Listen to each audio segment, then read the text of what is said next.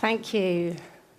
Now, I have to tell you, in 20 years of leadership roles, I never went to work looking as perfect as any of these guys.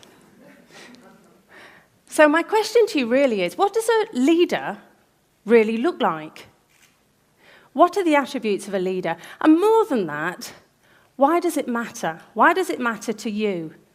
No matter who you are, no matter what you do for your chosen occupation, and no matter what you want to do in your whole life. Today we're going to explore what it means to be a leader really. A leader first and foremost in your own life. So in my new role as stepmom, it's a typical school day morning and I'm doing the school run.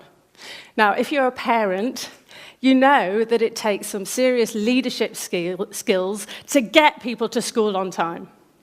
So I realized on this particular morning, 11 minutes till we're leaving, and there is no sign of little Alicia. Suddenly, she comes running in, and she's got her school dress on. It's a good start. But normally, it's zipped to the top, looking very neat. And today, it's only zipped partway up, and it's wide open. And suddenly I notice she's crying. And more than that, her eyes are filled not just with tears, but with panic. Honey, what's wrong? And suddenly I see what's wrong. I see why her dress is not zipped up to the top. I see that her zip has snagged on her belly button and it's jammed in there. Thank you, guys. I felt that empathy. Let me tell you that in preparation for today, one of the things I did was I emailed everyone I knew, and I said, hey, what does being a leader mean to you? What are the attributes of a leader? And to make it more fun, I want you to use only the letters in the word leader. Now, one of the E words that came out was empathy. You just expressed empathy there for the belly button incident. So I know, whether you yet realize it or not, that you already have one of 264 attributes that people emailed me. But what about this belly button? Hey, I have to leap in and do something, and passing out, because I'm a bit squeamish, is not an option right now. Now, truthfully, I don't actually remember what I did. I think with a mixture of maybe assertiveness and love, somehow I freed the belly button. But what I do remember is how I felt. I felt really good about myself in that moment because I felt that I was doing something that mattered. And when I say something that mattered, I mean it mattered to me. Now, if you were to look at my CV, your CV is your kind of brag sheet, isn't it? You put all the stuff in there to make you look really big and important. You might see in there some accomplishments that appear more impressive than freeing a little girl's belly button.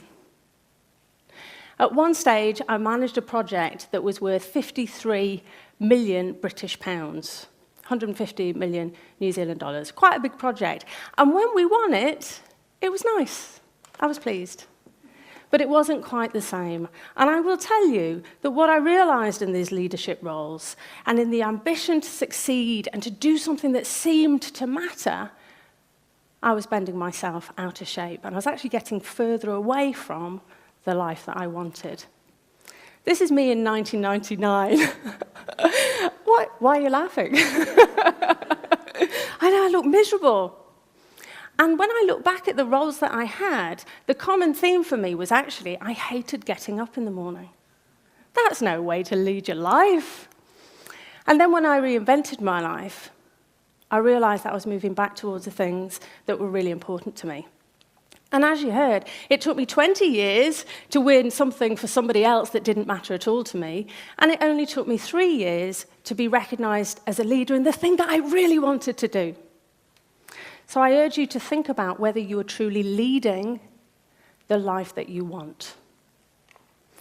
These are some of the L words that people came up with, and the one that strikes me most is love. For goodness sake, be sure that you are doing what you love.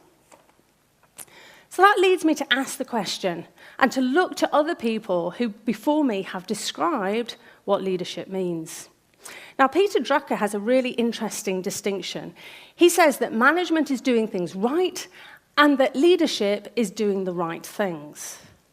Now, I appreciate the distinction, but is anybody else really sick of having to get everything right all the time? It's exhausting, isn't it? So I much prefer this version from John Quincy Adams, which is about how you inspire other people so that they can dream, learn, do, and become more. But I think there's still more in the definition that I really want to arrive at. In all the words that people sent me, this is just a random selection, I noticed that some of them are doing words, and some of them are much more about who you fundamentally are. So you've got a mix of verbs and adjectives in there.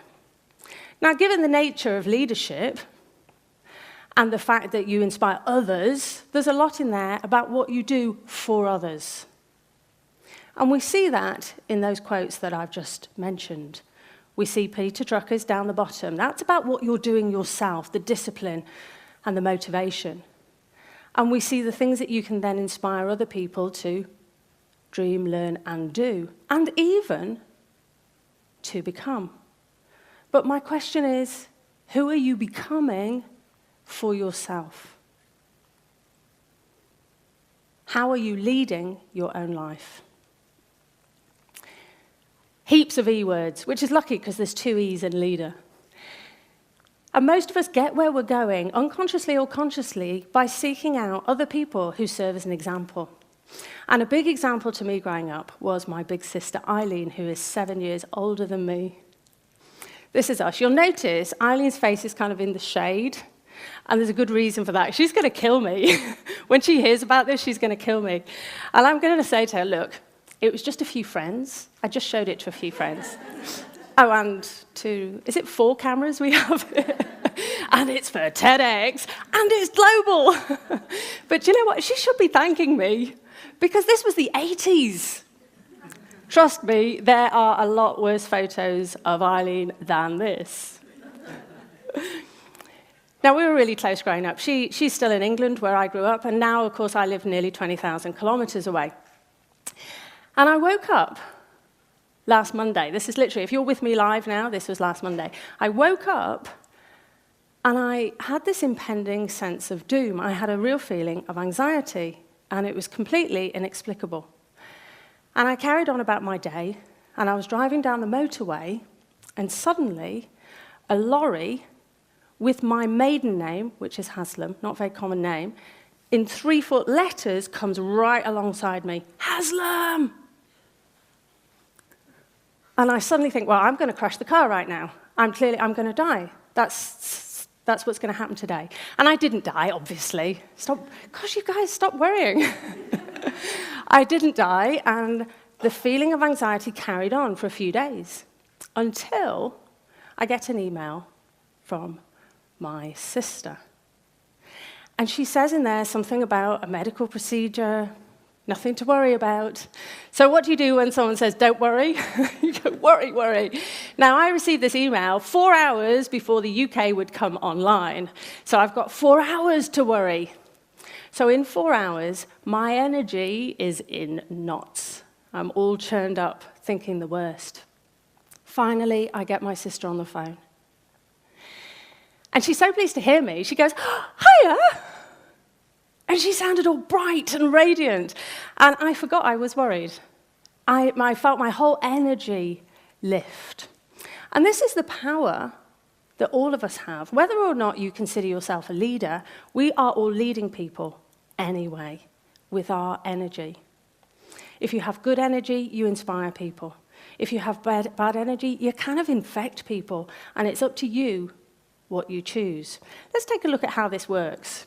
Let's imagine at 8 a.m. in the morning, you inspire 2 people. It might be your husband. You know, you're about to dash off, as we do, kind of not really paying attention, and you suddenly pause, and you give that person a little moment of your energy, that positive energy.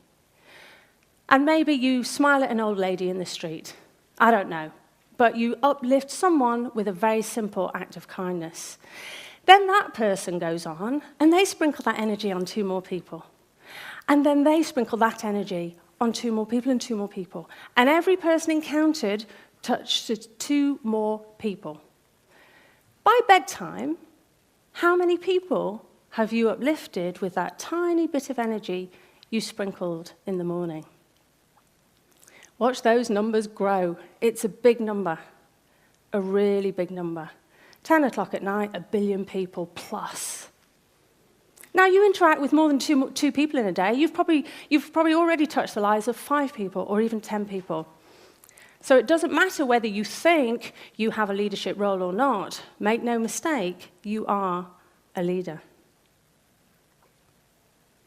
Most people will agree that attitude's really important, not very surprising. But more than that, it's about being authentic. Are you really being authentic in your actions?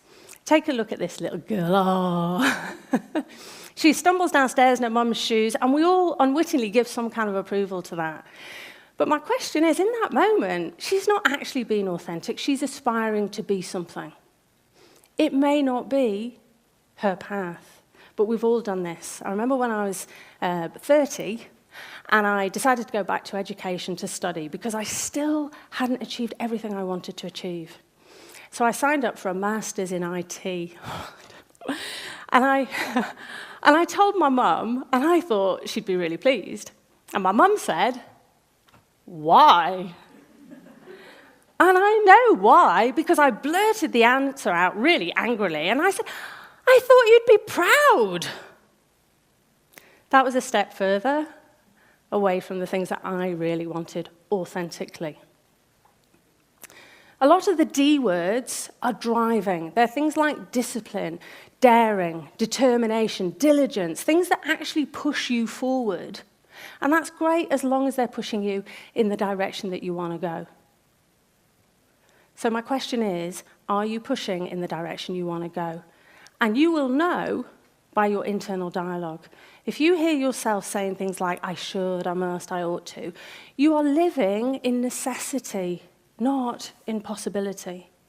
You're living with the burden of duty and the things you should do in order to be whatever it is that you think you should be because somebody told you or you thought that was true. And you are not living with possibility of all the amazing things that you could be. So you notice what you say to yourself in the week ahead. It's going to drive you mad. You're going to find yourself saying, "Oh, I should do, oh, darn, I said that word again." Which brings us back to energy and how you look after your energy. So I was on the phone to Eileen, and once we had got over the excitement of speaking to each other, because we don't get to very often, she told me the news that I had kind of been dreading hearing. And she told me that she'd been diagnosed with lung cancer. And even in this, she had awesome energy. She said to me, "Well, hey, you know, I took up running. Well, last year I ran the 5K and the 10K, so, you know, this is just the marathon." And a couple of days later, I get an email from Eileen, and it's in response to my request about what does leadership mean to you. And I've forgotten I've sent it to her. You know, my mind is not on that anymore, and I'm amazed she could be bothered to reply. But I'm going to tell you what it is that Eileen said about leadership. The words that she chose in the small, quiet moments in the middle of the night when facing her own mortality. She chose these words: love of what you're doing and the team around you, enthusiasm to keep moving everything forward and hopefully make a difference, ambition to succeed, even if the odds are slightly shortened, determination and knowing you're going to do it because failing isn't an option and because you're stubborn. Energy that you nurture for yourself, because without it, you can't give it to others. Resilience, knowing that you won't give up, and setbacks are literally just that.